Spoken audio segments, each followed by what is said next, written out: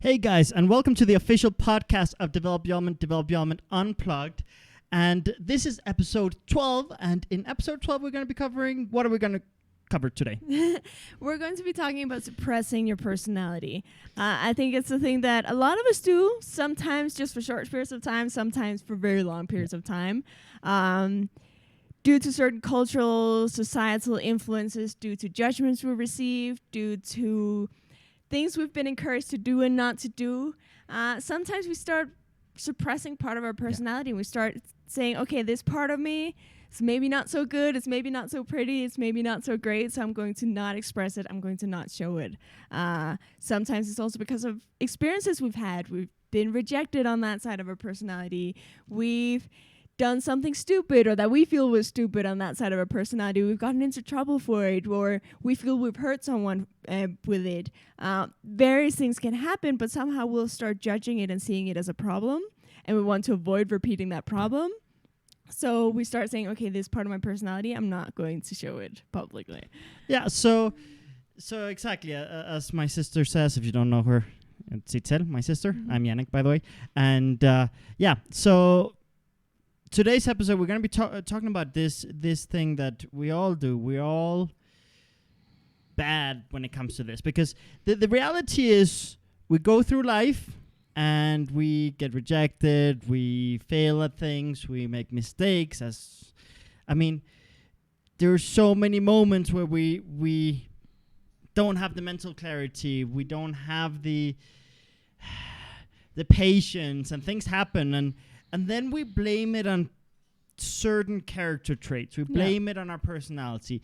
And we just conclude that that's wrong. And the reality is, many of the things that we consider wrong or bad or risky from our personality can actually be absolutely great strengths. Yeah. If we know how to direct our personality properly, if we know how to recharge our battery, if we know how to work our insecurities. And in this episode, for those of you who join us regularly, you'll know that sometimes we talk about personality theory. Let me just give a recap for those who are new. Here at Develop Beyond, we talk about personality psychology, personality theory. We talk about entrepreneurship, well-being, overcoming fears. We talk about a lot of different topics, but we do it in a way that when we talk about personality psychology, we do it because we don't want to be a one-size-fits-all solution. We want to take into account your context. We understand that what works for me, what works for my sister, what works for you, it's very different. So we talk about personality theory, but with personality theory, obviously there's a risk. If it's not used in a smart way, it can end up being limiting. It can end up being a profile. It can become a box. So in development, we talk about how we're all a mix of all the different personalities, but in different moments we step into certain personalities more than others. Some personalities are easier for us to operate in. Some require more energy. And we kind of try to filter out all the noise and get a little bit more control over our instincts and how to direct them to really have a much more positive impact. We talk about how when we are drained, when we are burned out, we use our personality in a more conflict-prone way. We're less patient, we're less kind, we have less productivity, less mental clarity, etc. And we also talk about how when we're insecure, we also direct our personality in a less optimal way. We end up burning bridges because we might become defensive, we might become forceful, we might become dramatic, we might escape, we might do many different things depending on our personality and our context. Of course, as we say in development, nothing is one size fits all. So, obviously if you've been joining us for a while, you know that in some episodes we go in and talk about the 6 elements of development. In development, we talk about 6 different elements that make up your personality. You can call them personality types, but understand that you're a mix of all of them. You're not just one of them. And sometimes we talk in simple terms like introvert, ambivert, and extrovert. For those of you who need a little bit of clarity on that, extroverts are people who need higher social stimulus. Introverts are people who need less social stimulus. Ambiverts are in between. They're quite flexible and enjoy and perform well on both sides of the spectrum, but they tend to not go to extremes. And another thing that we mention every episode that's very important is don't mistake introversion and shyness. Shyness is fear of judgment. Introversion is need for less social stimulus. I am primarily extroverted. I'm an extroverted leaning ambivert. And I will be very honest, I have shyness in some areas of my life. There are moments that I become insecure, that I act in a more introverted looking manner to the outside, but really it's motivated because of my insecurities. And also understand that there's no personality that's better than anyone else. In fact, introverts, they often express that they want to become more extroverted because in some cultures and some societies and some jobs, there's certain character traits that we associate with extroverts that get celebrated, and introverts end up feeling inadequate. Newsflash for you, us extroverts, we feel exactly the same way about you introverts. I wish I could sit still and be organized and structured and do things as beautifully and as intellectually as wholesomely as you introverts. I don't want to generalize, obviously, but what I'm getting at with this is all personalities have a lot of value. All personalities have impact. The best thing is learning to collaborate with other people with different personalities that can complement you. Learn to develop the personalities or elements within you that are less developed, so that you can build capacities that you might not have as naturally developed. For example, fun fact, charisma can be learned. There's an expert, I believe from Stanford. I'm not sure where she's at right now, but she wrote a book called The Charisma Myth, and she's an introvert who learned to be very charismatic, and she studied many charismatic individuals throughout history, and has identified many different things that you can do actively to be more charismatic and to be perceived more as an extrovert, because as we say in developed development, here we can step into any personality if we have enough desire, passion, if we have enough internal battery to have the flexibility to step out of our comfort zone. The most introverted person can act extrovert in key moments, and the most extroverted person can act introvert in key moments. The challenge is when we are drained, when we are burned out, when excuse me, when we don't have energy levels to sustain the effort. This is because when an introvert goes on stage or does public speaking or enters high social stimulus environments, their heart beats faster, the muscles get tenser, they start sweating more. The same thing happens when an extrovert tries to sit still in class all day without making noise and being all organized and structured. They also get anxious. Their body has to work in overdrive. They can do it, but if they already start out the day with low battery, that becomes problematic.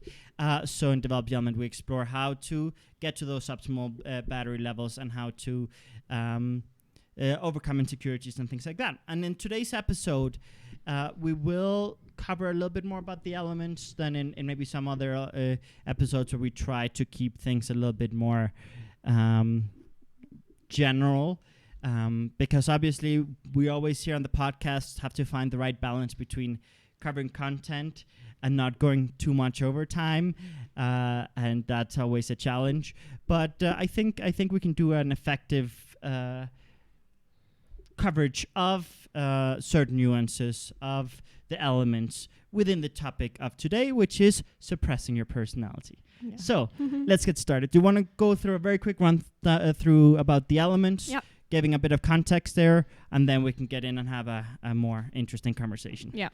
Yeah, if you look behind us here, you will see the little icons that we have for the different elements, and they're...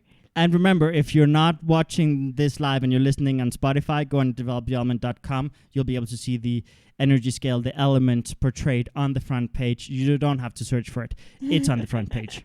Yeah. And as Yannick mentioned, we call it the energy scale because we have them listed from the very most extroverted type to the most introverted type. We start out with the electric type.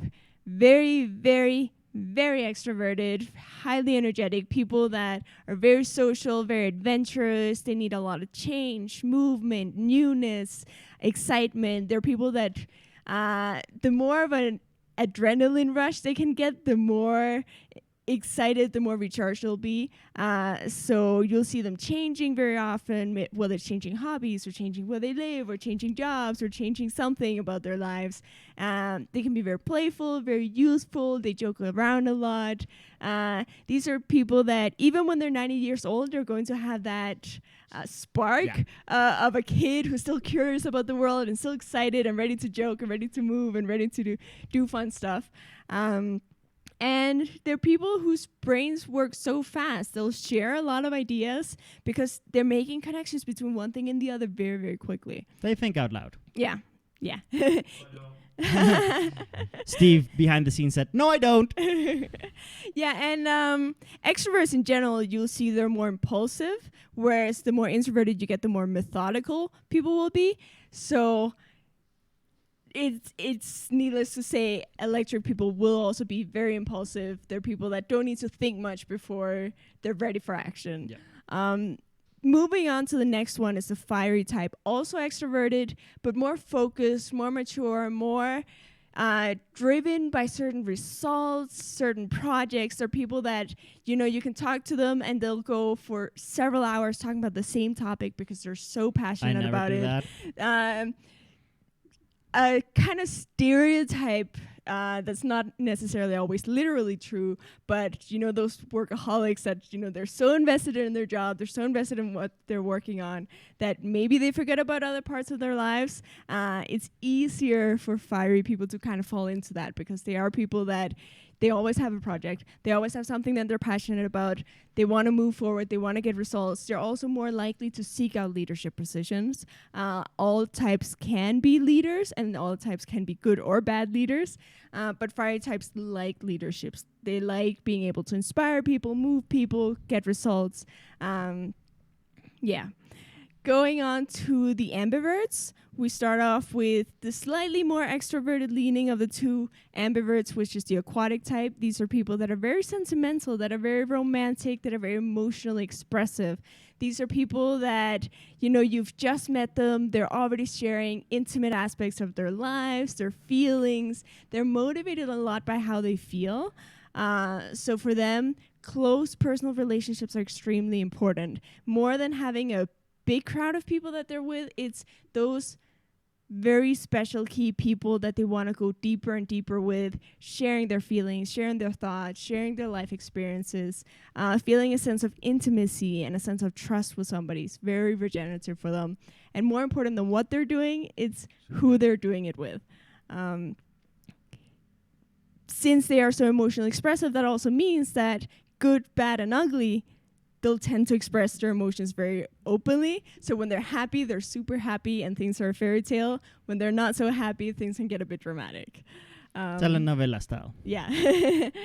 The next one is the earthly type, also ambiverted, slightly more introverted leaning. These are people that really care about comfort and harmony for everyone. They're the kinds of people that'll forget about themselves because they're so focused on taking care of everyone else's needs. Like, are you hungry? Are you thirsty? Are you cold? Put on another sweater. If they don't have high battery levels, it can be a little bit over the top with how much they help other people. But when they are regenerated, or when they are in a good mental and emotional state, these are people that will really support you a lot. And they like supporting people. They like helping people. For them, being able to help someone and then see that other person happier as a result is extremely fulfilling for them. There are also people that are very sensual. They don't always allow themselves to be it because they're so focused on other people's needs. But when we talk about sensual, it's the a five broader senses, word. yeah. It's a broader use of the word. Obviously, I know a lot of people will associate it with certain specific things, but just understand that they really can indulge in the five senses. Yeah, exactly. For them, things that smell nice, that feel nice, that taste nice, that sound nice, that look nice, these are things that can be extremely enriching for them. I think all elements can enjoy it, but it's particularly characteristic of earthly people that they'll seek out comfort, softness. When they eat, they prefer eating something really delicious over just eating to get full. So in that sense is how they're very sensual people. The next one, we start going into the introverts, and the next one is the airy type. The airy type is very analytical. Both of the introverts are, but in the specific case of the airy type, these are people that want to look at all the shades of gray, all the nuances. They want to understand how things work. They want to understand how people think. They want to understand why things happen the way they happen. They want to seek out solutions that create the least resistance and the least negative side effects. So they'll be thinking a lot, analyzing a lot, observing a lot. And as a result of that, they can get very overwhelmed by all the stimulus they're taking in. So they also need a lot of personal space. And for them, being alone in like an open space, maybe in front of a window or outside or As whatever you can tell it is. by her body language and her facial expressions, she identifies a lot with that. Yeah. For airy people, feeling that sense of space when they walk into or out to some place is extremely regenerative. It's something that recharges their batteries a lot because they're very good at oversaturating themselves. I think all of us of all personalities, sometimes we use our personalities against ourselves, and we'll talk a little bit about that today. And the way in which the airy type will do that is really just oversaturating themselves with so many thoughts about so many things that even if they physically have space, sometimes mentally they won't give themselves space. Moving on to the last one, the most introverted is the metallic type. These are people that also very analytical, but in their sense, it's more focused on they do want answers, they do want a conclusion, because they're focused on practicality, pragmatism. They like having a certain routine. They like certain stability, predictability in life, because all of that frees up mental space for them. So if they know where things are going to be and how things are going to happen, then that frees up mental space for them to dig deeper into the things that they're very interested in. So you'll see them be a little bit more black and white in certain things. Like they'll spend a lot of time analyzing, but with the focus of eventually finding the answer of like, is this good? Is this bad? Is this going to work? Is this not going to work? And then they prefer to not reinvent the wheel after they figure something out, which means also sometimes they can get a bit stubborn, or they can get fixed on certain ideas because they've spent so much time thinking about it, analyzing it, figuring things out, that they do become very committed to some of their thoughts, thought patterns, ideas about the world. And they're also very direct in their expression. For them, being direct and clear in their expression is something that they value and they see as a very positive trait that creates more clear and easy communication. But since different people have different personalities, it doesn't always work out that way. They might say something very direct and to the point, and it can come across as like hurtful to the other person or rude to the other person. Like, if you ask a metallic person, how do I look in this? They're going to tell you their very honest answer without sugarcoating it at all. So, those are things that can happen. Those are the basics. So now that we've provided that little context, I think we can get into today's topic with a little bit more ease, because in today's topic, if we don't give examples of the elements, it wouldn't have the same impact.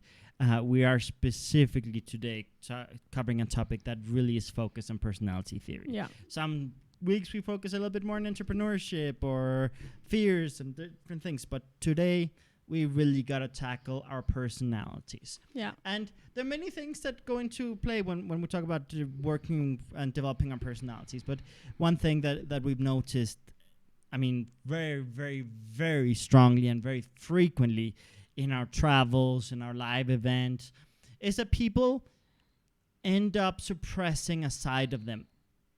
Sometimes I meet electric people that have been judged and rejected so much for being immature, being childish, being irresponsible. Maybe they got into trouble and hung out with the wrong crowd, and maybe were impulsive and made some bad decisions. And then all of a sudden they become afraid of their electric element, and they start suppressing it and rejecting it, and that's wrong.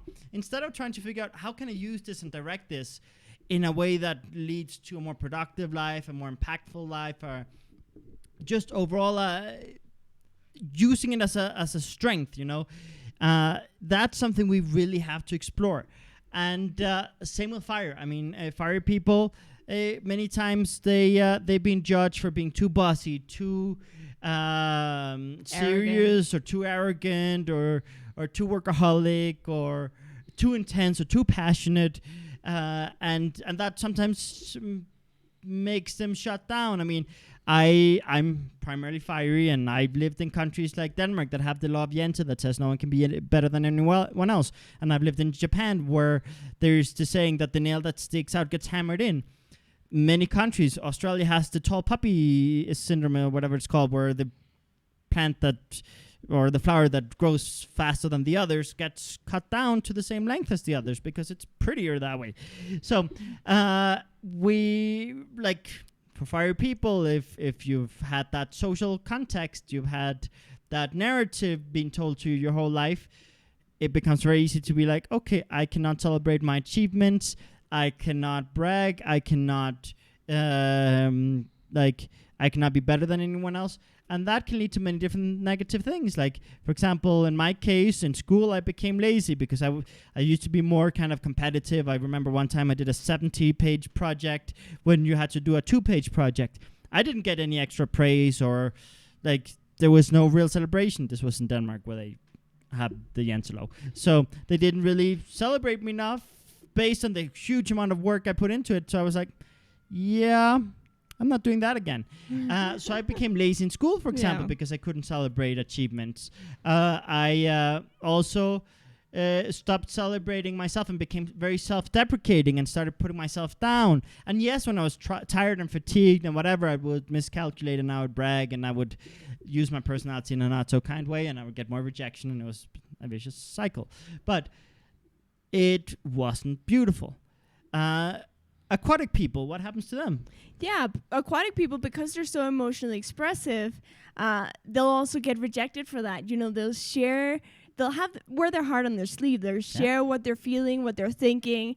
They're the kinds of people that maybe very early in a relationship, they're the first to say, I love you. Or that, you know, to their friends are very emotionally involved and invested, like, I love you so much, you're the best. And sometimes they can receive rejections for that, like, because for other personalities, it seems like, hey, that's too much or that's too fast. But for the aquatic person, it's just so natural, sharing what they're feeling, sharing what they're going through. And over time, they'll receive rejections for that. And at first, the instinct might be to get sad, upset, angry, express those emotions in a more dramatic way. Then they receive rejection for that. And it sort of builds up to this situation where aquatic people feel that their emotions are a bad thing, and that they have to get rid of them or suppress them or not express them. I mean, if you're aquatic, you've probably been told you're too emotional, stop being so emotional, etc., etc. I mean, we all receive rejection that directly relates to our personality. Yeah. But it relates to our personality when we ourselves are insecure, when we are burned out, when we are stressed, when we are not controlling and directing and managing our personality. Exactly. So that's something we have to be aware of no matter what personality you have. Okay, continuing. And so, you know, with aquatic people, they'll maybe reach a point in their life where they're so afraid of sharing their emotions that they don't want to fall in love again. They don't want to be vulnerable again. They don't want to share their feelings again for fear of that rejection. With earthly people, one thing that can happen with earthly people is that because they're so generous, so kind, so focused on others, it can be very easy for them to fall into and stay a very long time in toxic or abusive relationships. Obviously, this is something that can happen to all of us, but earthly people just have so much extra patience, so much extra generosity, so much extra that feeling that it's their fault. There's a lot of empathy. Yeah, there's so much empathy. They see, oh, it's because they're insecure. Oh, it's because they had this trauma in the past. Oh, it's because they're stressed at work. Oh, it's because of this. I often say on my earthly side that I'm like Teflon. Mm-hmm. There's nothing that you can do to me that will stick, like negative. And that's a lie in the sense that I very clearly have been greatly affected by abusive relationships in the past. Mm-hmm. But in the moment, I don't let it stick. I don't react. I just kind of brush it off, and it's like, oh, it's because that person is a victim and is a this and made this and is stressed and I make a lot of excuses, and I think in development we always encourage more empathy, and empathy is amazing. But there's a difference between having healthy empathy and justifying abuse. Yeah. And earthly people certainly can get into that. Yeah, and they, because they're so empathetic and see what maybe the root issue is, they'll want to help. They'll want to support the other person. They want to be the saviors, the knight in shining armor. You know, they want to show them, oh, no, the world isn't as bad as it's been to you. I'm going to help you. I'm going to love you. I'm going to support you.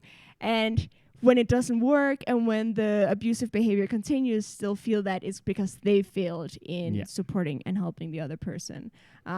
So as a result of that, it can happen that they've reached a point where they're afraid of being that way again, where they're afraid of being generous, where they're afraid of being kind, where they're afraid of helping people. And they sort of build up this tougher wall around themselves of, okay, I'm not going to be vulnerable. I'm not going to be as supportive. I'm not going to be as helpful because somebody's going to take advantage of me. No, I've very clearly seen that in my life, that I might take a risk in a relationship, be more expressive, more vulnerable. It might go to a bad direction. And then, like, I end up being practically used. And then after that, it's like, I'm not doing that again. So, but the instincts are still strong. So we end up, like, in dynamics where, like, it's a challenge. It's a challenge. Because earthly people obviously have such a strong need to help, such a strong need to support people and be empathetic and understanding. And it's really hard to have enough mental clarity to know when someone really is receiving, when someone is growing, when someone is really also contributing to you, where it's a win-win situation, where it's not a one-sided relationship. And that's something where in other videos we talk about for earthly people, it's very important that they focus on helping the people that demonstrate gratitude, demonstrate growth, demonstrate that they are seeking the change that they're complaining about not having, right? Instead of getting lost trying to help people who are never satisfied, never happy, always complaining. And because I know a lot of earthly people who've gotten fatigued trying to help but feel robbed of that side because they love to help, but because they've been so badly used that it's like all of a sudden they don't trust themselves, so they become that fake toughness. And it has happened to me. I've seen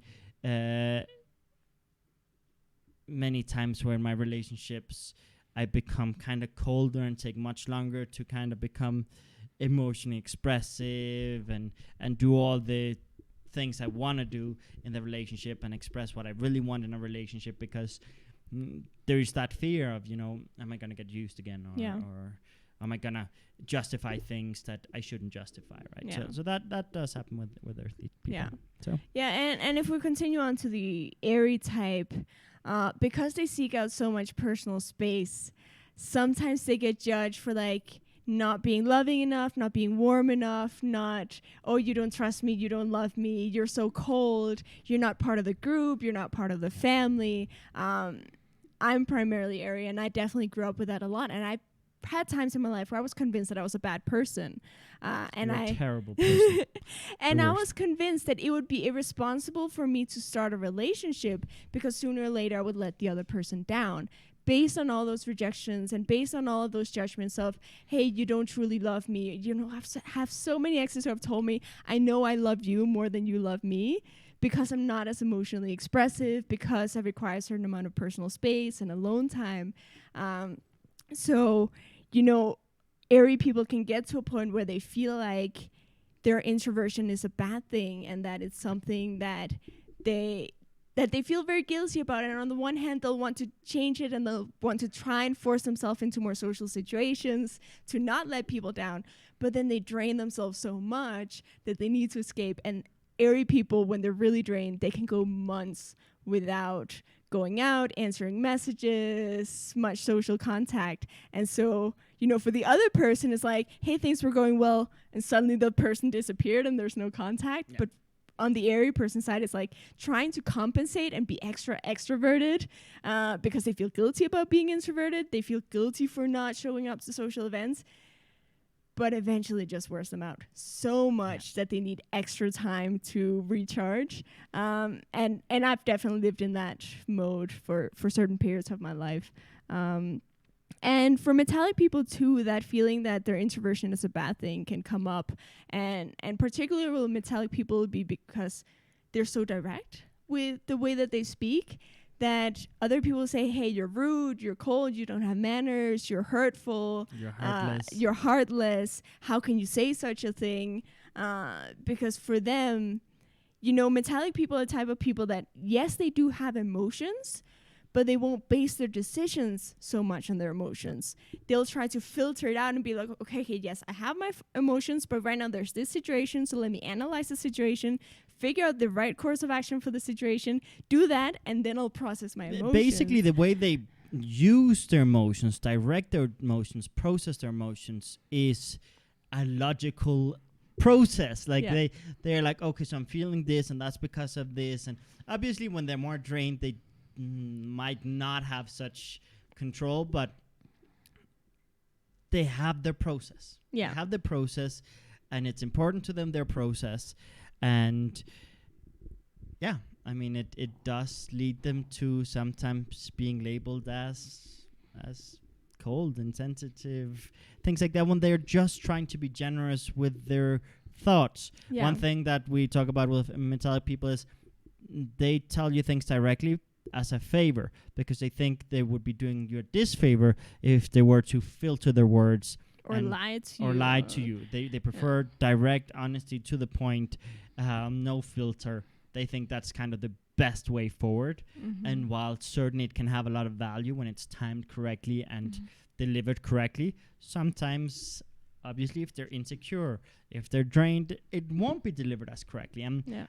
But they still end up with that constant narrative of you're cold, you're insensitive, etc., which, or you're too structured, you're too square, you're too this. I mean, because they also have their routines and the processes and like getting them out and changing the pants. Like if you change the pants on a metallic person last minute, it can move the whole world upside down.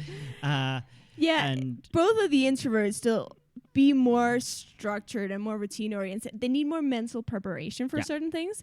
They're just not as impulsive. So, if you suddenly change the plans on them, they'll be like, hold up. And they'll want to figure out all the details. So where are we going? When are we going? How are we going? What's happening to the thing that we were originally going to do? When are we doing that? How are we doing that? And it can be a very stressful thing for them.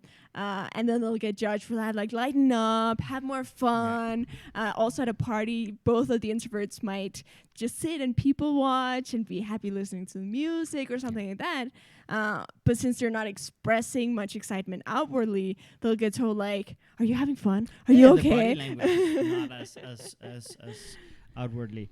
And so these examples, I mean, they are meant to paint a picture of how all the different personalities can make mistakes, can utilize certain parts of our certain character traits in a way that isn't received very well. Yeah. And how that can in turn lead to judgment and rejection. Mm-hmm. But we have to remember, every single personality that we've just mentioned, when they're confident, when they're regenerated, they can direct their personality in an amazing way. Yeah. An electric person can create so many new connections, can do work so fast, can really lighten the mood in an environment that's tense if they time it right, deliver right. A fire person, they can uplift you, inspire you, make you see your own potential. They can motivate you like few elements can. An aquatic person, when they're regenerated, when they're confident, they can inspire you. They can make you feel loved, cared for, supported. They can make you feel a bond that's so deep and so real and so raw that it just can be like, wow, I've never felt such a rush before. Mm-hmm.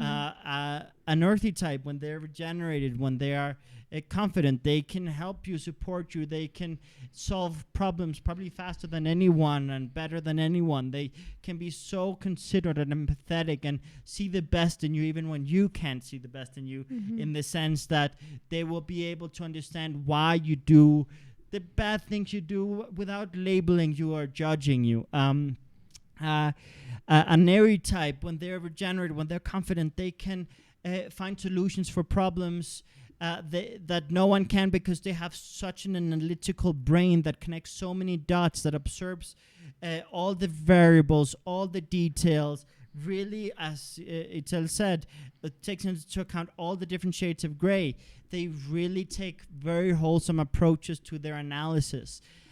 So obviously, when they're drained and insecure, it might go to a more negative place, the narrative, and they might need more space. But when they're regenerated, confident, they can be so collaborative. It's impressive. Metallic people, they can solve problems too, because they can be critical without mixing in the emotions, becoming defensive.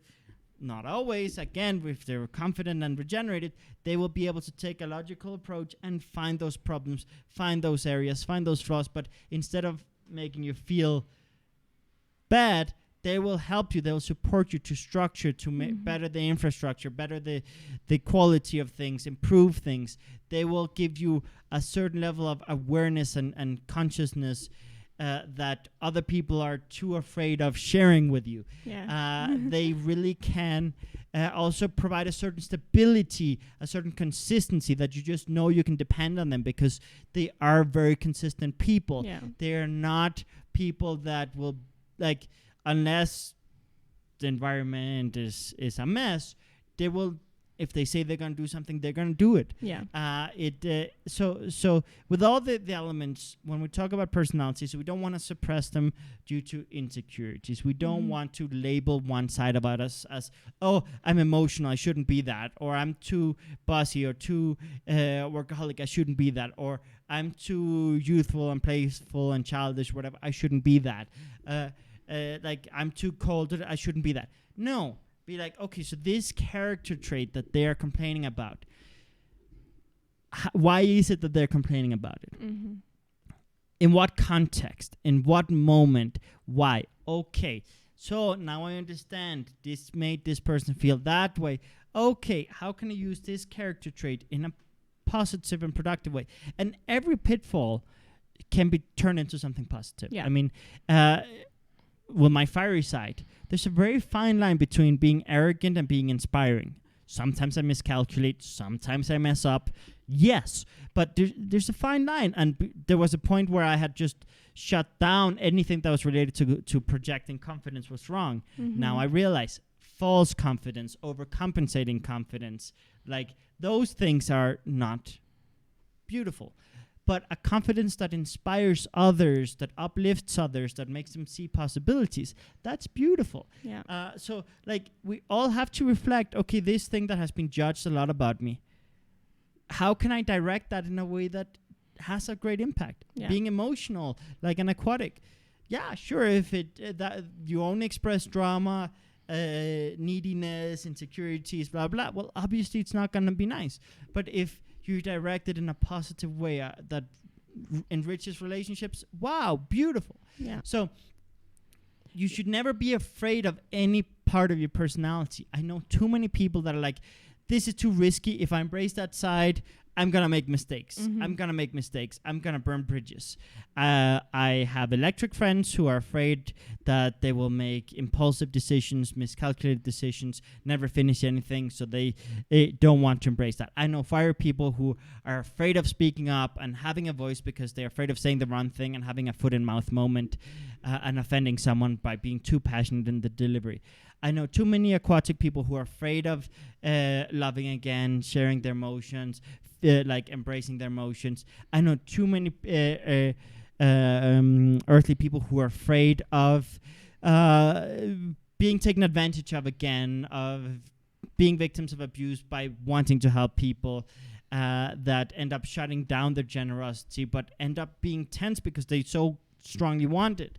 I know too many airy people who just feel that they are lost, or feel that they are wrong or selfish or inconsiderate because they need so much alone time, that they feel selfish and feel that they don't have much to contribute, because maybe they turn invisible because they they use the personality in moments to kind of hide, and then they are surprised as to why people don't see them, and so then they feel bad about that, and then they judge themselves, and then they get stuck in that vicious negative cycle instead of breaking it.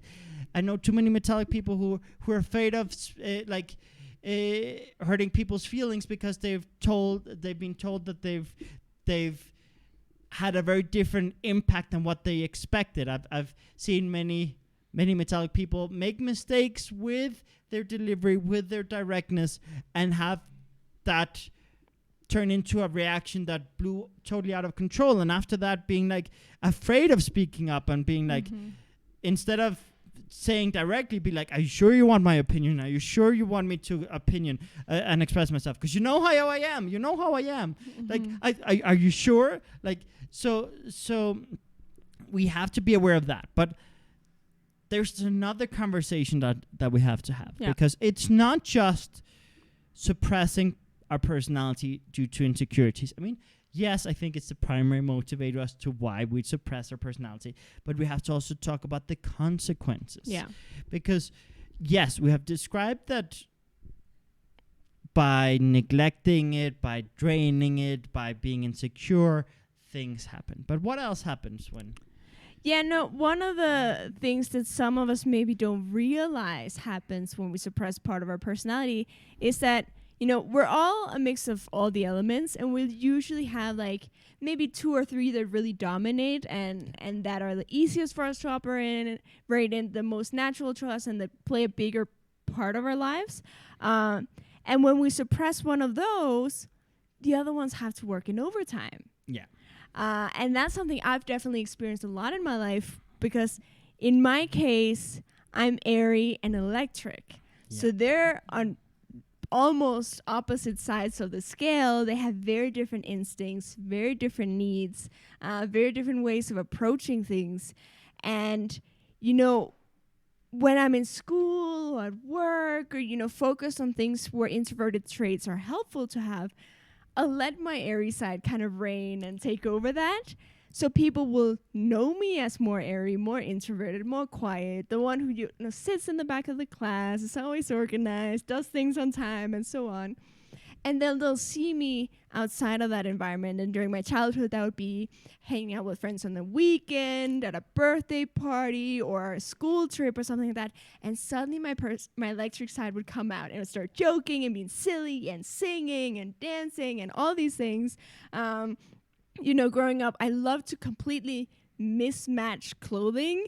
Like, ooh, this looks fun, this has stars on it, this has this fun color, this has glitter, you know, and I would mix and match things in such a way that kind of made other people a little embarrassed of me. I won't name names, but some people were a little bit. Me? Never. And, you know, it was such a contrast that people would be shocked. And there would be like, what happened to you? What's going on? What's wrong with you? And they wouldn't know how to deal with the two, because I was treating them as so separate that there were 2 different extremes that people didn't know how to deal with. And over time, I thought, okay, my electric side faces a bit more rejection. This is when people say, what's wrong with you? What's happening? You're annoying, things like that. So I decided I'm not going to be electric anymore. I'm just going to be airy. And very quickly, I got so drained because I didn't have, first of all, almost half of my personality was getting drained because I was suppressing it. But also my airy side was in charge of everything now. It was in charge of managing my friendships. It was in charge of birthday parties and school trips. It was in charge of the types of situations where my electric side would have been great and that were a little more difficult for my airy side. Yeah. Not impossible, but more difficult. And I got so drained. I, disconnected from the world for survival because I was exhausted all the time. I had trouble waking up in the mornings. I had trouble doing things. I couldn't stand social situations. I was the type of person that always had my headphones in, always with music. And like during class and during dinner time and times when I had to be social, I couldn't stay. I was just sitting there waiting. When can I leave? And that's one of the things that happens when we suppress part of our personality. The other parts of our personality have to take over. Yeah. And it starts with us feeling an internal conflict or thinking maybe these parts of me are not compatible, or maybe this part of me gets rejected more, or maybe this part of me causes more trouble, so I want to avoid those mistakes and those problems. But we end up gaining a new type of problems because having that variation in our personality gives us more flexibility. It gives us more capacities to deal with various different situations in our lives. Like, I know there are times when my lecture side is way better than my airy side at dealing with certain things. I know when my life is full of surprises, which right now it is a very kind of crazy and unpredictable life because of the whole entrepreneurship route that we've taken. And my electric side is so useful for that because my airy side gets drained. My airy side is like, just let me breathe. Just let me be able to plan things and predict things for once. Whereas my electric side is more able to kind of go with it and have fun with it. Yeah. So, all of us will have different elements that dominate and that we can use in different moments that have different strengths.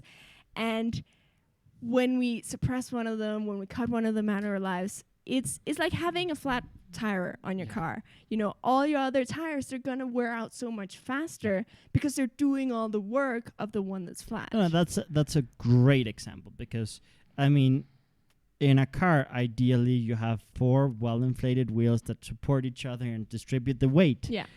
And if you have one that's flat, all the others go in overdrive, they wear out faster, but also you have less stability, you have less safety, you have less, you can, like, everything, like, you end up wasting gasoline too because it's just, there's so much waste.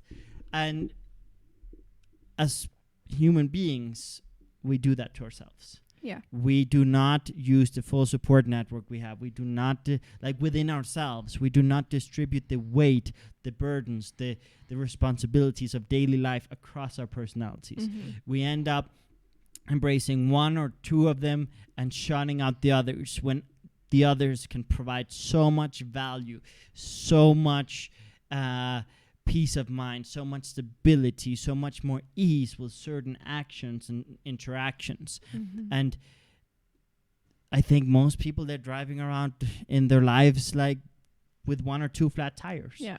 And the worst part is many times it's self-inflicted flat tires where they've gone, yep, I don't like this tire. I'm gonna flatten this tire. I'm gonna get rid of this tire. I don't like this tire.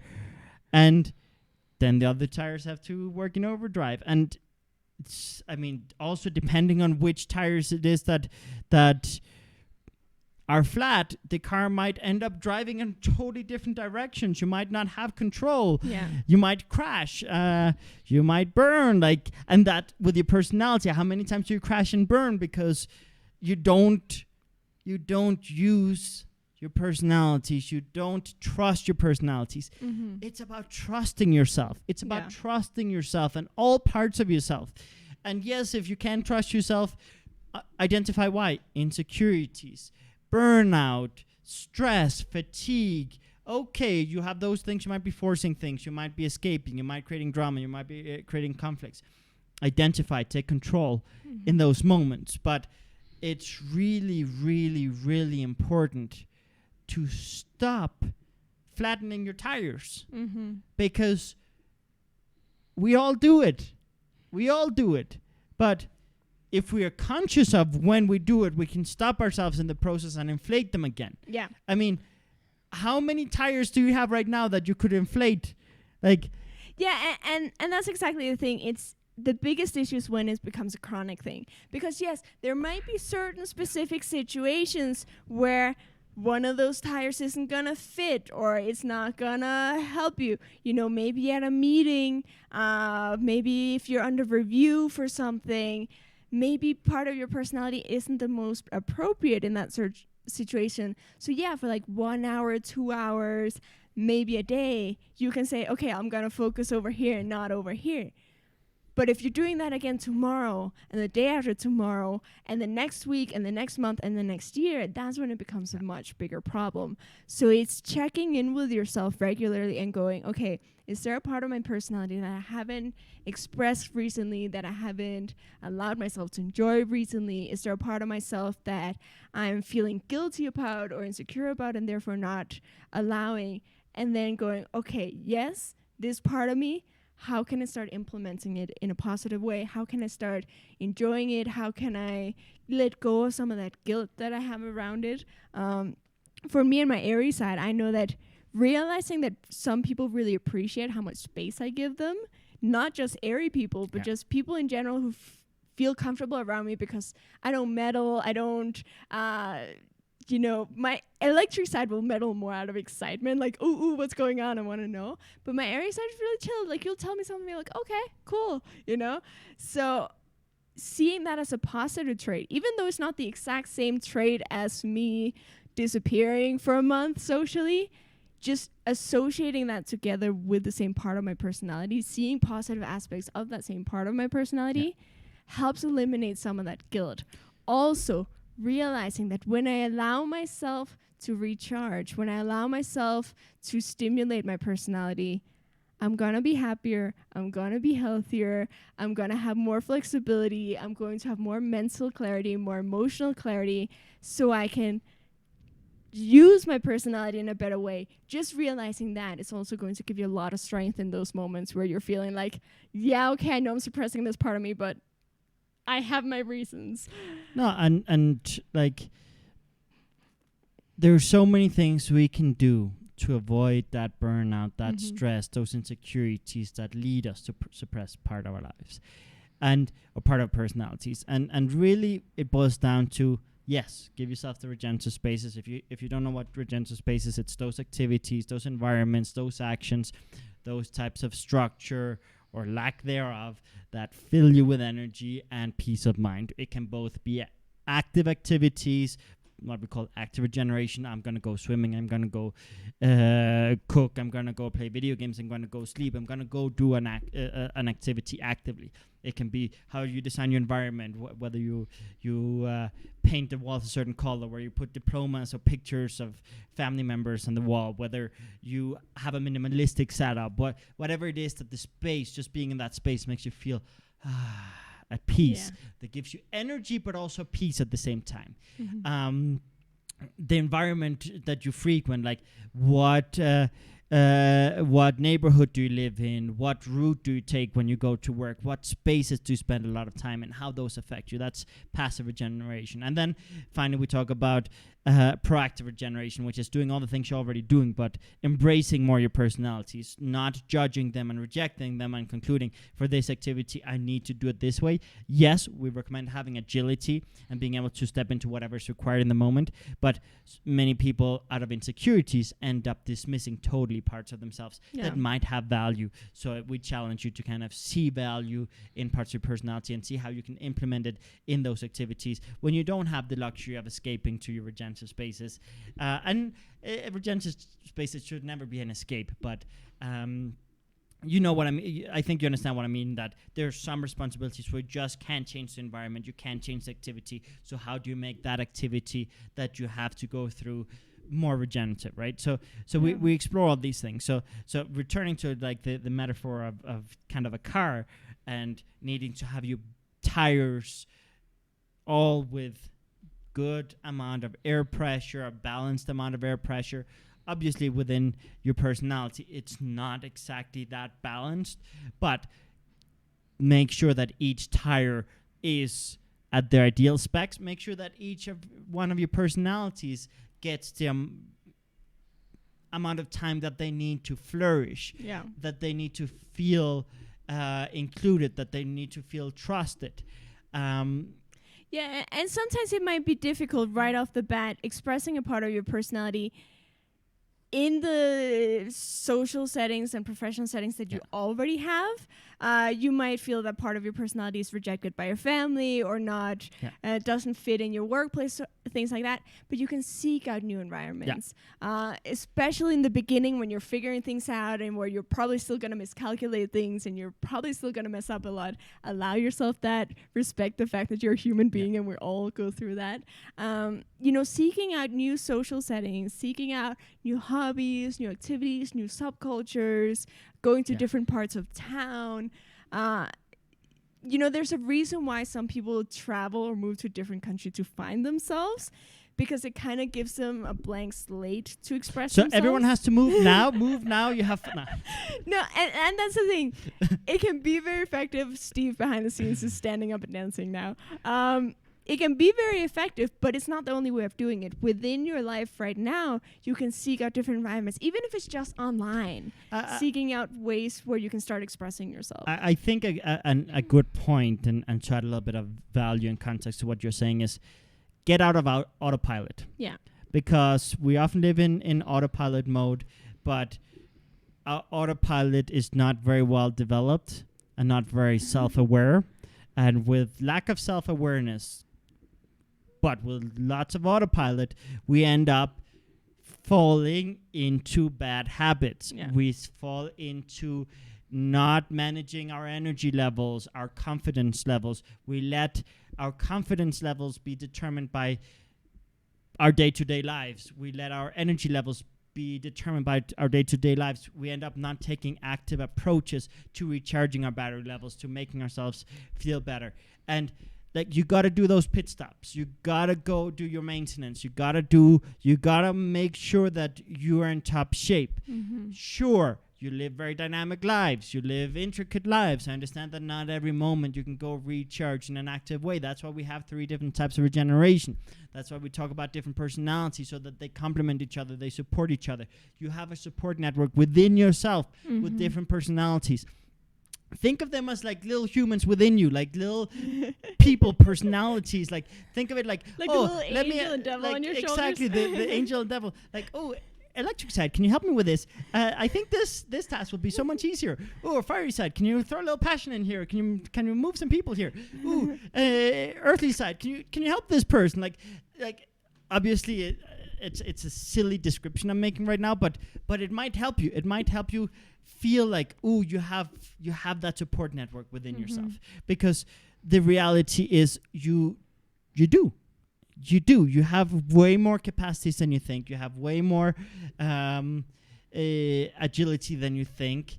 And if you get out of autopilot, take control of your life, make sure to understand that you can directly influence the way you feel in terms of energy levels, motivation, concentration. I mean, these are things that many people, when they're in suboptimal states, they're like, I can't concentrate, I can't finish things, I can't do this, I can't do that. And yes, we're all wired differently. Some people have a harder time concentrating than others. Some people have a harder time doing certain things than others. But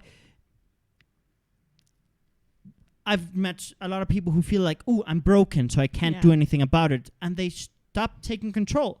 And the reality is, and this is scientifically proven, you can do activities that increase dopamine levels, serotonin levels, different things in your brain. You can do activities that change how you feel. Sure, some of you might need to supplement it with supplements. So we don't want to replace any doctor or anything like that. But understand that if you feel broken, you live in a moment in time where you have opportunities to change things. Yeah. You can change things through medical, through supplementation, through diet, through exercise, but also through stimulus changes. At Develop Your Element, we focus more on stimulus changes.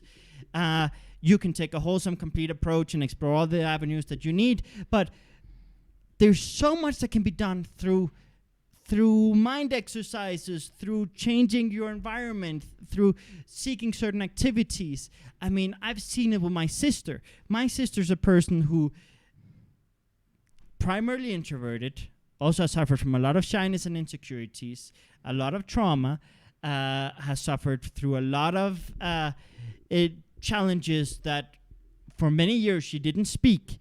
She didn't get out of the house. She didn't get out of her room. There were a lot of things. She had social anxiety. She had general anxiety. She had panic attacks. And it's not that to this day she's immune to those things, but now she shows up. Now she has a life that is dynamic. It's wholesome. It's complete. And yes, has she done many different things in many different areas of life? Yes. But I've seen so much growth and so much change from that decision of, I'm going to figure this out. Yeah. I'm going to go through a personal development journey. I'm going to change things in my life. I'm going to build a support network. I'm going to keep myself accountable. People who know her, who have known her for years, the difference between 5 years ago and today, it's mind-blowing. I mean, I remember Steve here, who's known us, he's family. I mean, he's family. He's practically lived with us on and off for years, since we were teenagers. And I remember there was a few years of difference between having like where we're in different countries, different parts of the world where we didn't see each other. Basically, through what was junior high and high school for me, and what was high school and starting college and careers and such for them, through that time for about 7 years or so, Steve was living with us part-time, very much there all the time, knew us very well.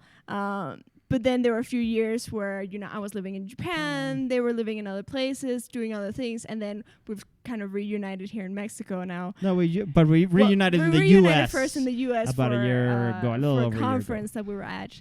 And Steve's reaction when we met up in the U.S. for that conference about a year ago, I remember just the look on his face like, she speaks. She's like, just today, I've heard her talk so much more than I did in 7 years in Canada. And the shock on his face, for me, it was funny because I've already had a bit of time to process the fact that I've experienced many changes. But like, it has been a long process, and it has involved many different types of information, many different types of resources, many different things that I've seeked out, things that I've tried, that I've tested, some that didn't work, some that did work.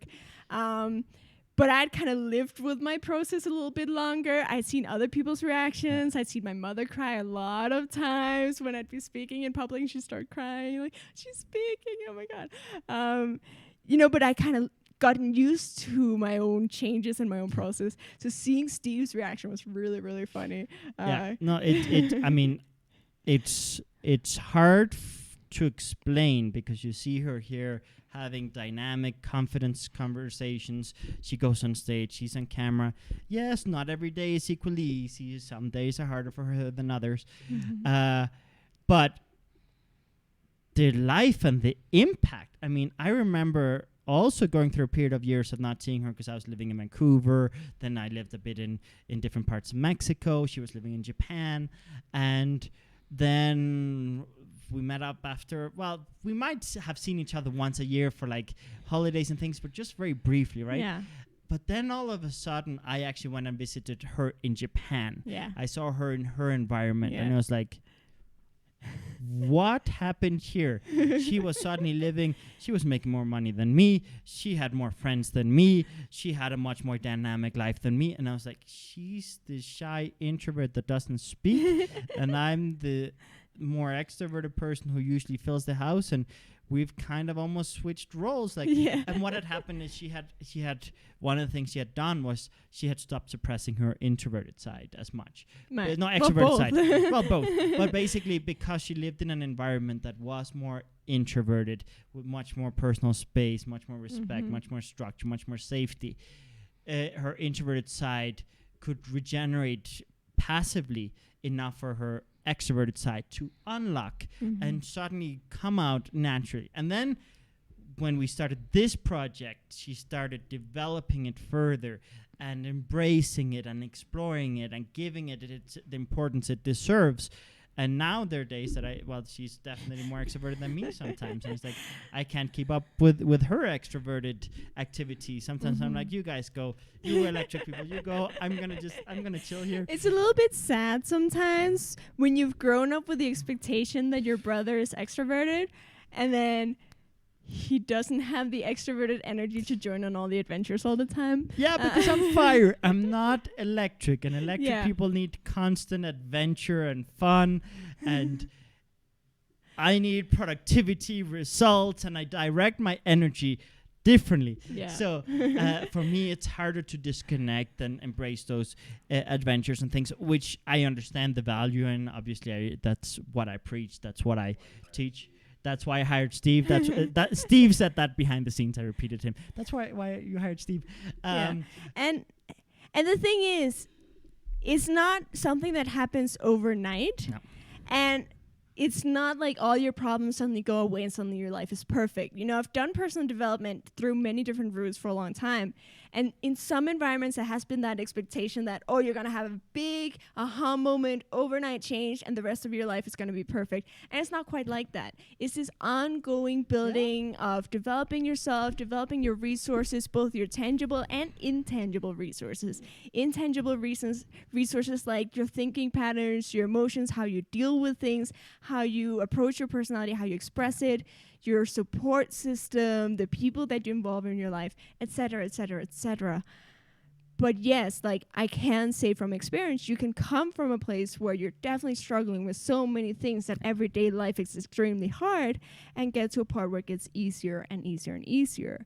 And yes, there are going to be different aspects of that you're going to look at. Yes, there are going to be times when it's hard. Yes, there are going to be times when you feel like you're going backwards because suddenly you're, you know, with your face in the mud again and like, oh my God, all these problems. Am I ever going to be better? But if you have that mindset of, I'm going to figure this out one way or another, then you're willing to try different things. Because sometimes, yes, it's finding a solution for something, but sometimes it's embracing a part of yourself that you're judging. Sometimes it's coming to terms with a situation. You know, sometimes it's not about fixing something. It's about embracing it and figuring out how to make it work in your life.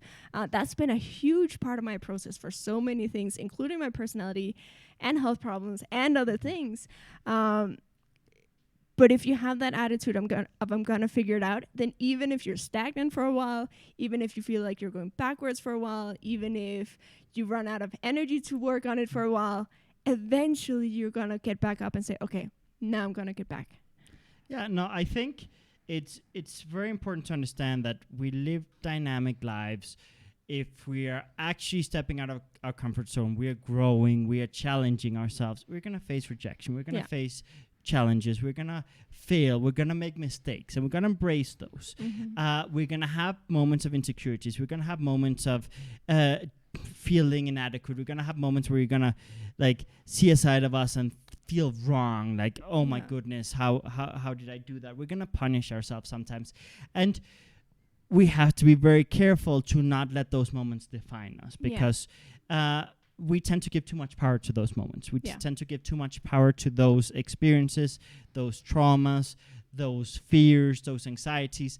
And we have a lot of control about how much power we give to those things. Yeah. Because we tend to amplify the negative. We tend to amplify the bad because of survival instincts. I mean, we have fears. We're wired in a way where we have fears because we need to survive. Yeah. But now we live in a point in time in history where we maybe don't need to amplify those fears so much. We don't need to live lives that are so, like, we're not constantly on the run. Some people are.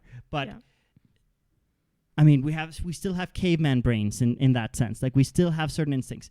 And when we realize and have a conscious conversation with ourselves, and it's like, okay, it's okay to fail. It's okay to, like, the consequences are not instant death in most cases.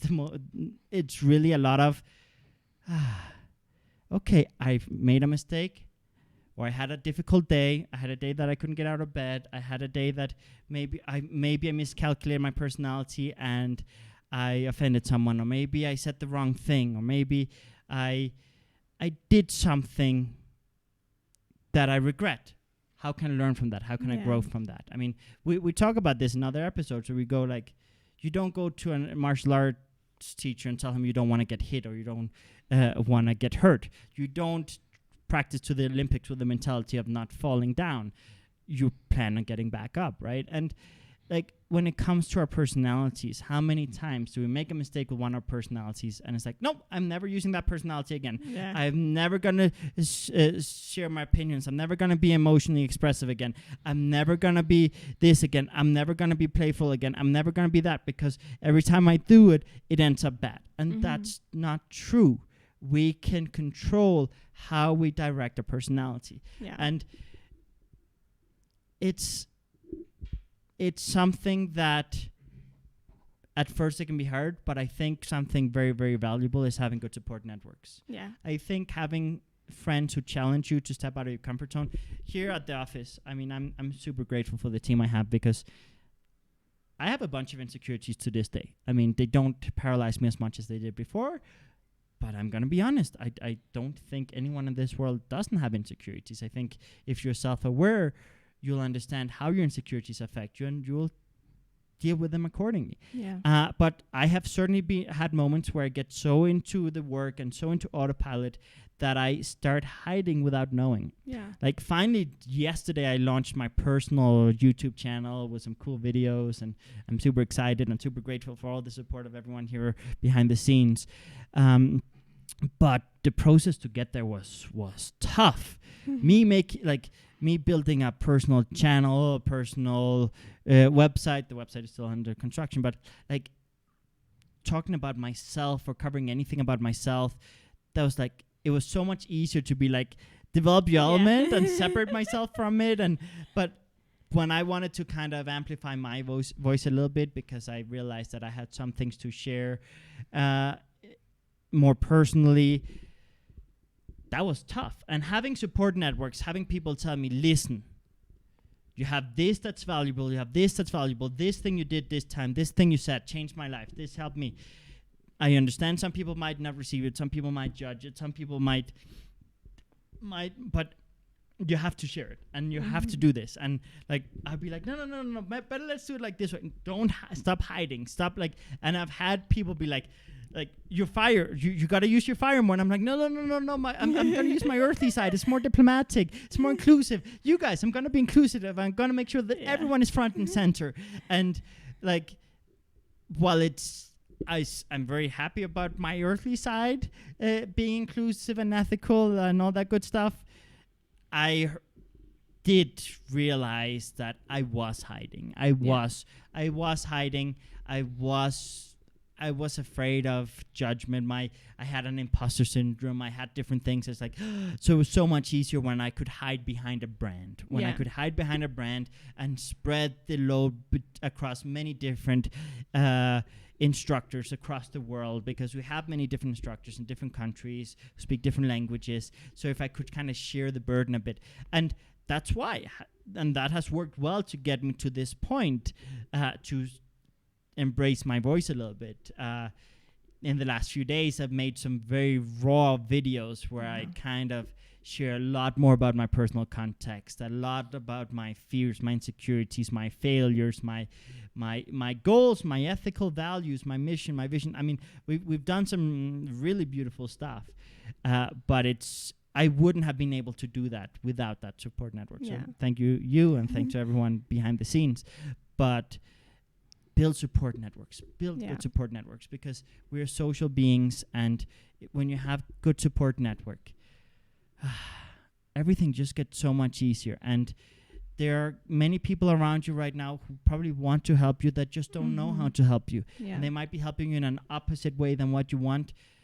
Take the time to educate them on your needs, on your challenges, on your fears, on your personality. Give them context. The more context you give them, the more they're going to be able to help. If you don't give them context, they're going to try to help you, but they might do the opposite of what you need. So explain to them, what is it that you need? Why is it you need it? Don't just say, I need this. Be like, I need this because I have this personality, this fear, this context, this experience, and give them a more wholesome explanation as to how they can help you. Because I'm willing to bet you that there are many people wanting to help you that you're not letting in, that you're not letting them help you because of your own fears and insecurities and stuff. Let them in. Yeah. Let them in if you see that they have good intentions. Even if they fail, even if they... Let them in, because things get easier. I Yeah. think here at the team, we've done a very good job at keeping each other in check, keeping each other focused, uplifting each other, regenerating each other when someone is down, when someone has a challenge, being there for each other. Even the introverts, I made the mistake in the early days of developed element of being, so they're introverts, they need all the space in the world, I'm going to leave them be. And yes, you don't want to come with too much intensity with introverts, but sometimes being like, yo, I have you back whenever you have time, whenever you have a moment, or you're included, we haven't forgotten about you. Like, I'm giving you space, but like, we're here. Like, no pressure, but like things like that, they go a long way. So yeah. Yeah, no, it's definitely, learning how to manage both your own personality and other people's personalities. It is a process. There are going to be times exactly where maybe with introverts you give them so much space that you stop inviting them to things, you stop including them in things, you stop communicating with them, and they feel left out and abandoned and confused, and they don't know what to do because they don't have information and so on.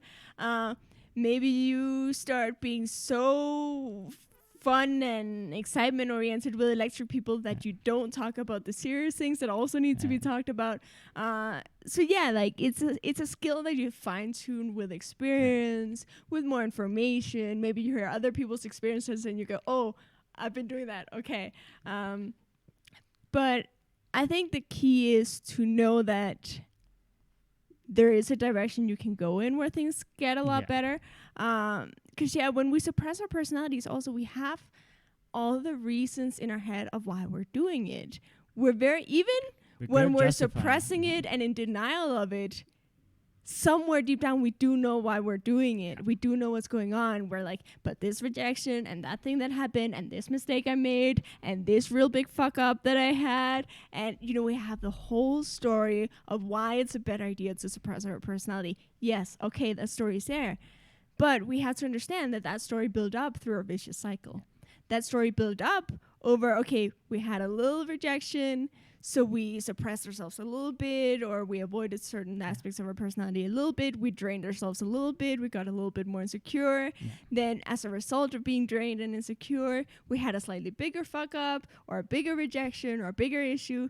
And then it builds and it builds and it builds to the point where we conclude, oh, this part of me is wrong. But no, you just haven't had the tools for dealing with it. Sometimes we just don't have the resources to make the best choices or to do things in a way that's going to work. That doesn't mean that we are a failure or that we are broken. It means we didn't know at the time. We didn't have the resources at the time. So if you give yourself the chance to build up your resources, to gain more information, to gain more experience, and to start making decisions based on that. And even if you fuck up in that process, believe in yourself and believe that with time, with experience, things are going to get better. You're not going to drain yourself as much. You're not going to punish yourself as much. You're not going to judge yourself as much, which are three things that we're good at doing, but that don't help the situation. And the other thing we have to critically ask ourselves is what people around us are suppressing certain parts of our personality. Mm-hmm. I know many people who have been in not so beautiful relationships where they couldn't be themselves. Where every time they demonstrated certain character traits, they would be told that they were wrong. Like some of the funniest people I know have had partners that told them they were not funny and gone years thinking that they were not funny. Some of the kindest, most generous people I know have been told that they're selfish. Some of the most, like, if you have a relationship that's very strong in terms of importance or frequency in which you spend time with that person, and you see that relationship is leading to a lot of suppression of your personality, there has to be some changes made. Obviously, we don't have context to tell you what to do. Obviously, with Develop Your Element, with these tools, we give you tools that help you generate more empathy, more communication, explain your context to people of other personalities so that they can value and celebrate you more. We've seen contrasting relationships suddenly become harmonious. We've seen relationships at breaking points certainly become stronger. So I don't want to say that, okay, if you see that, run. No, I mean, that might be the solution. We don't have the answers because we don't have the context. But understand that if there's someone in your life that is constantly cutting you into pieces or making you feel small and more insignificant, wrong, or that you can't be yourself, then you have to take control, take responsibility, change that dynamic.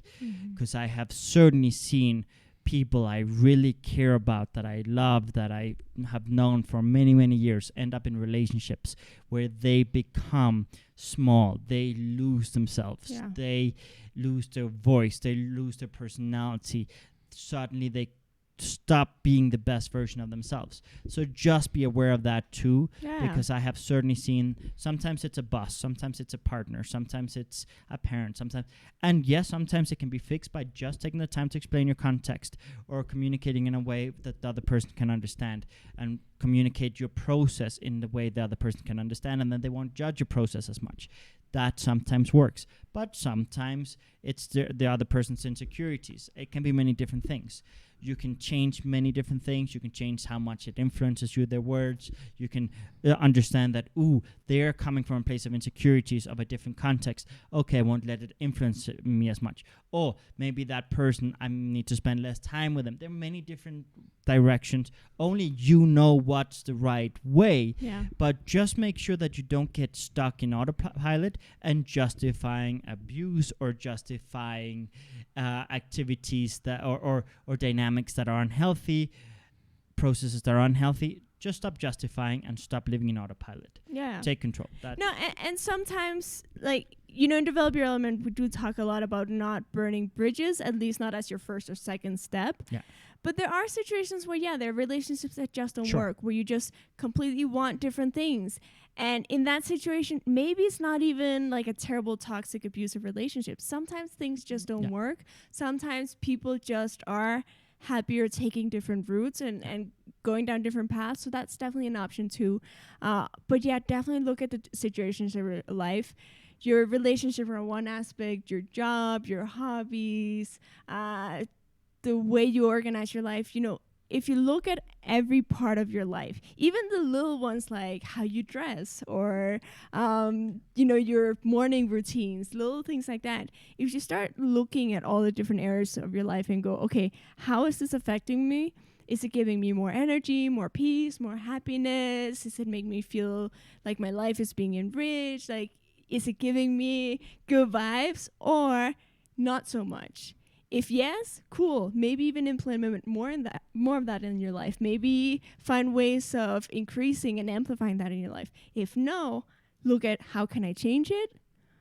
If I can change it, if I cannot change it, if there's nowhere working it, or the effort of fixing or changing it is bigger than the benefits that I would get from it. Okay, how do I put a distance? How do I have less of this in my life? Or how do I start cutting this out from my life?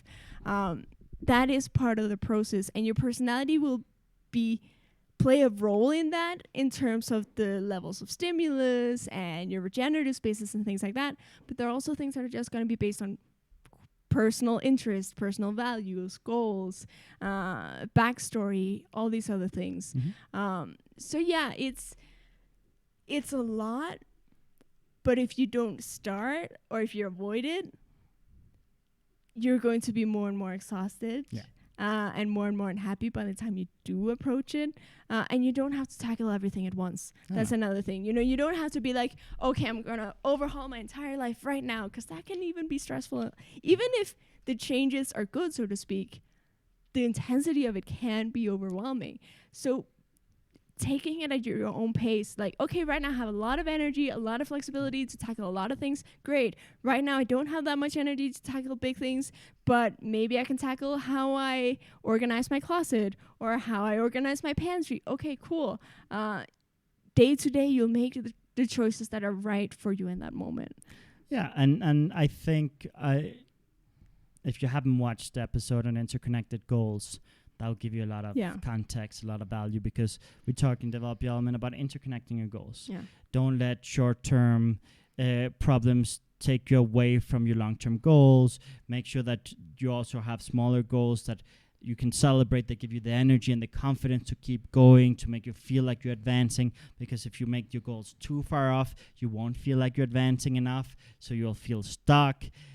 So just kind of make sure to interconnect your goals, because not every day is going to be perfect. Not every day is going to be your best day. But if you take control, if you stop accepting certain things in your life and basically identify what things you can do to make your life more wholesome, more complete, include more of your personalities, more of your elements, things get easier. Things get easier, and it's a journey. But yeah, build a support network, take control, and also identify very clearly that just because one side of your personality has made mistakes doesn't mean it can't also enrich your life. Yeah. And also understand that if you're rejecting it for the fear of other people rejecting it, you're not even giving them the opportunity to say yes. You're automatically telling the world that no, that part of you is invalid. So stop invalidating yourself.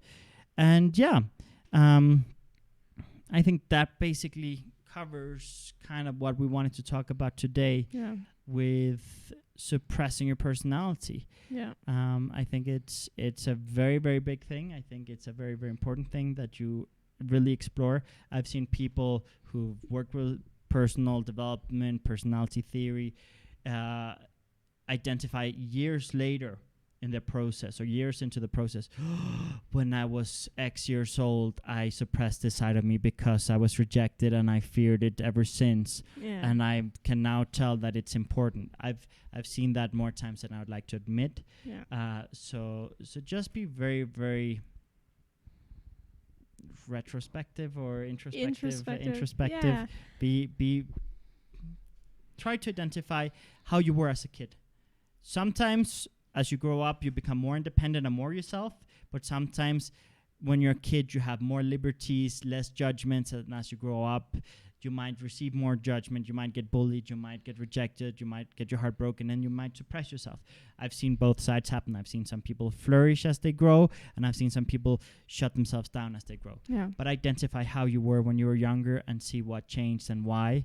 And if there's something you see that you've shut down, try to identify when and why it happened, and try to get back into implementing that part of you little by little. Because, I mean, all parts of you have value. And so anything else you want to add before we wrap up? No, just next week. I think it's next week that we start going into this. We call it turning your pitfalls into superpowers. But that's where we go into, element by element. Okay, what are some of the pitfalls or weaknesses or challenges that you feel you have from that element? And how do you start actually applying those as strength, as superpowers, as we call them, as things that can really add value to your life. So it's in a way a continuation of what we've been talking about today. Today's a lot of the why you should embrace and develop and convert those pitfalls into superpowers. And next week is a lot of the how. Like a lot of the tackling, okay, this personality can really have this strength if you do this. And so definitely check that one out. So if you want to be notified when we have more of these videos or any other videos that we add, don't forget to subscribe and ring the bell. And see you next week, same time, same place. Have a good one.